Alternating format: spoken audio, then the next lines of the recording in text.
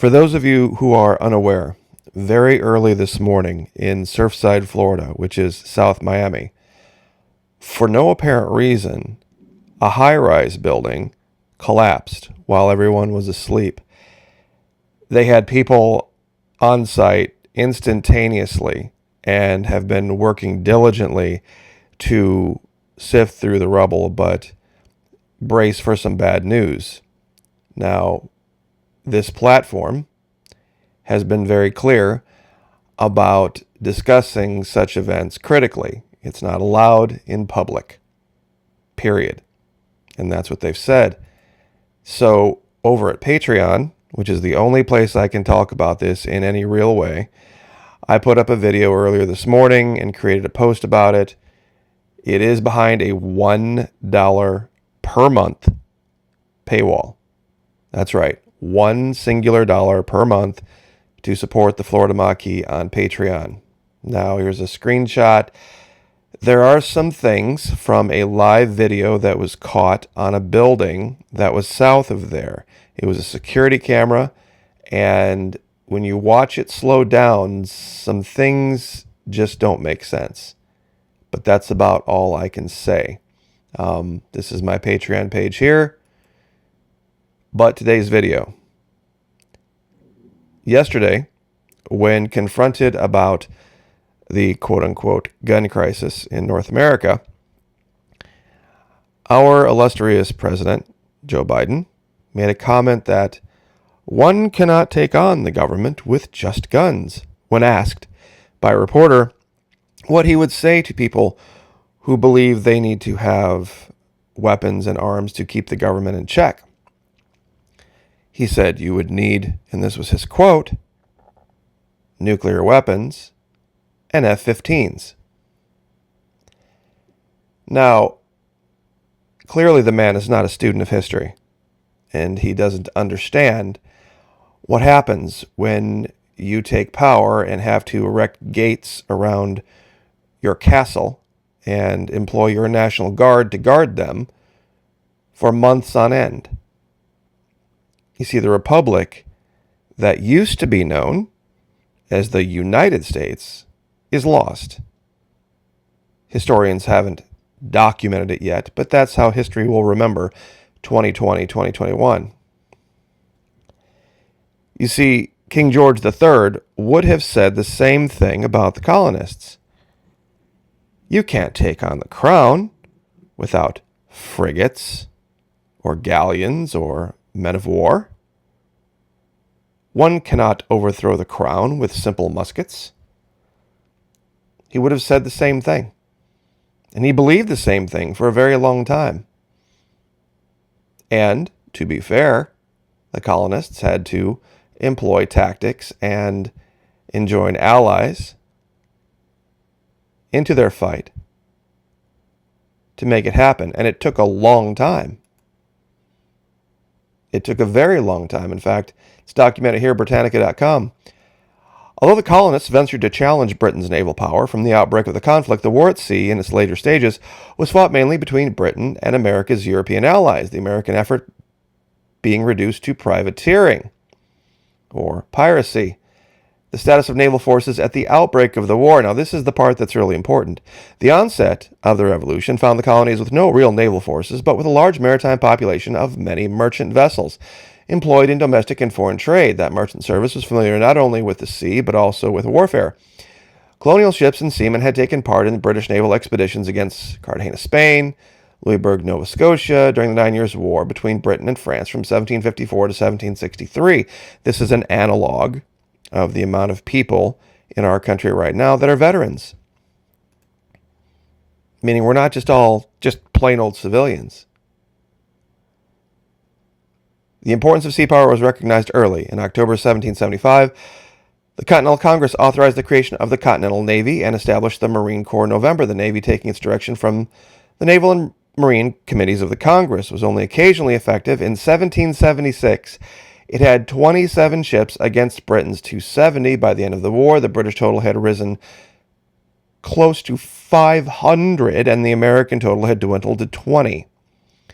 So they doubled their amount of naval power and the colonists lost 7 of their 27 ships. Yet what do we know to be the truth? Now, there's also another great analog for this. There's someone here on the right that would take a great issue with what President Biden said. This is Martha Gellhorn on the right, and her husband, Ernest Hemingway, on the left. She covered the Spanish Civil War and also a group called the Spanish Maquis that fought during World War II. Many people are familiar with the term Maquis, as in Florida Maquis, and the French Maquis, and of course the Maquis from the Star Trek franchise. All freedom fighters, all people who are trying to maintain freedom. You see, a lot of people think, and have wrongfully so, equated the Maquis with anarchists. They were not. They were absolutely just normal, everyday people blending into the background, but resisting tyranny at the same time. There was an HBO series that covered Miss Gellhorn and Hemingway, and this is Nicole Kidman and her co-star doing that. But I just wanted to read an excerpt from something Martha Gellhorn wrote covering the Spanish Maquis. I've read it before, but I think it bears repeating given the quote from our current president, Joe Biden. Referring to the contribution of the Spanish Maquis to the French resistance movement, Martha Gellhorn wrote in her book, The Undefeated, from 1945, during the German occupation of France, the Spanish Maquis engineered more than 400 railway sabotages, destroyed 58 locomotives, dynamited 35 railway bridges, cut 150 telephone lines, attacked 20 factories, destroying some factories totally, and sabotaged 15 coal mines. They took several thousand German prisoners and, most miraculous considering their only light arms, they captured 3 tanks in the southwest part of France where no Allied army has ever fought. They liberated more than 17 towns. Also during World War II, Spaniards assassinated the German generals von Schomberg, commandant of the region around Paris, and von Ritter, a recruiter of forced labor. In October 1944, a group of 6,000 Maquis, including Antonio Teles Solá, invaded Spain via the Aran Valley. They were driven back, of course, after 10 days. Few details of the Maquis actions in Spain have been made public because of the secrecy of the Franco government, but guerrillas, including Llopart, Veiga, and Capdevila, were responsible for the death of hundreds of Guardias Civil and uncountable acts of industrial sabotage between 1943 and 1952. However, after the war, 2,166 Maquis were reported arrested by the Civil Guard, nearly wiping out the movement. That's sometimes the price one has to pay.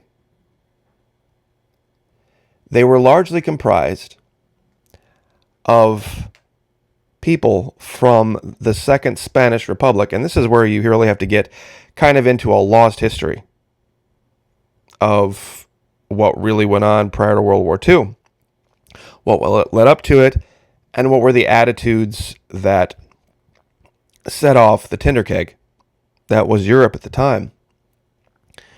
See, we believe ourselves to be a country, and we are, in a sense, a country, as Europe believed itself to be at peace after World War I. But there were differences. There were differences in belief, there were differences in culture, and eventually those things always come to a head and resolve themselves one way or the other. And right now we are seeing the beginnings of it in North America. Florida has gone its own way.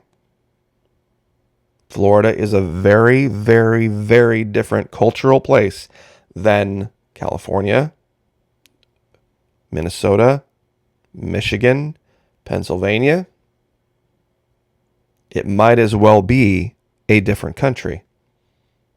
I've said before, we are acting as our own republic, and very much so now this is the case. Because people have begun to flock here. Ask yourself a question. Why would people be flocking to Florida if America was just America? If we were all the same, it didn't matter where you lived. You're all Americans. Why would people be flocking to Florida thousands per day? And that's not overstating the case. Thousands per day are coming, attempting to find homes, attempting to find some place to establish residency, driving housing prices into the stratosphere. This is what Washington, D.C. is hiding. It's funny that history doesn't necessarily repeat itself exactly, but it sure does rhyme. Because I could definitely hear some equivalent thing coming out of the mouth of King George III at the beginning of the Revolution about how it would be just a fool's errand to take on the empire upon which the sun never set, so to speak. They had defeated enemies far more powerful than the colonies at the time, yet what do we know to be true? So, President Biden, perhaps it's time to sit down and crack a history book. And I'll leave it there. God bless, like, share, subscribe. Hope to see you over on Patreon, and we'll, of course, see you tonight on Twitch.